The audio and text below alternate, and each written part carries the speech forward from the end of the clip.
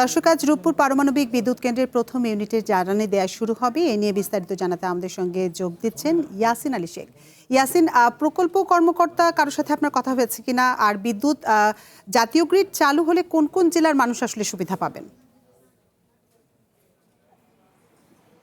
বাংলাদেশে এলো এই প্রথম টাচলেস আরএকে সেন্সেশন ওয়াটার ক্লোজেট। জি ধন্যবাদ আতিফা। আপনি যেমনটি বলছিলেন যে সকল জল্পনা কল্পনার অবসান ঘটিয়ে 3:30টার দিকে কিন্তু এই রূপপুর পারমাণবিক বিদ্যুৎ প্রকল্পের যে ফুয়েল লোডিং কার্যক্রম, সেই কার্যক্রমের উদ্বোধন করা হয়েছে। জ্বালানি মন্ত্রণালয় থেকে এখানে অতিথিরা এসেছেন এবং কি রূপপুরের রসাটমের পক্ষ থেকে যারা বৈজ্ঞানিক কর্মকর্তা রয়েছেন তারাও এই ফুয়েল লোডিং কার্যক্রমে তারা এসেছেন এবং কি উদ্বোধন শুরু হয়েছে। আমরা যতটুকু জানতে পেরেছি, আপনার যে বিষয়টি বলেছেন যে এই রূপপুর থেকে এই যদি জাতীয় গ্রিডে বিদ্যুৎ যুক্ত হয় 300 মেগাওয়াট, সেই ক্ষেত্রে আসলে কোন কোন জেলার মানুষ সুবিধা পেতে পারে।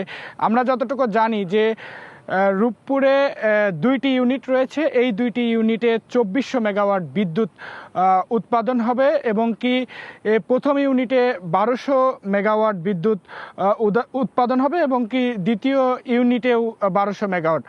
কিন্তু প্রথম পর্যায়ে এই 300 মেগাওয়াট বিদ্যুৎ উৎপাদন হবে এবং এই 300 মেগাওয়াট বিদ্যুৎ জাতীয় গ্রিডে যুক্ত হবে এবং কি আমরা যতটুকু জানতে পেরেছি যে গ্রিড থেকে কিন্তু আসলে বাংলাদেশের বিদ্যুতে এখন যে পরিমাণে ঘাটতি রয়েছে, লোডশেডিং রয়েছে, একেবারেই আমরা দেখছি যে কিছুদিন হলে মানুষের জনজীবনে কিন্তু খুব প্রভাব ফেলেছে এই লোডশেডিং।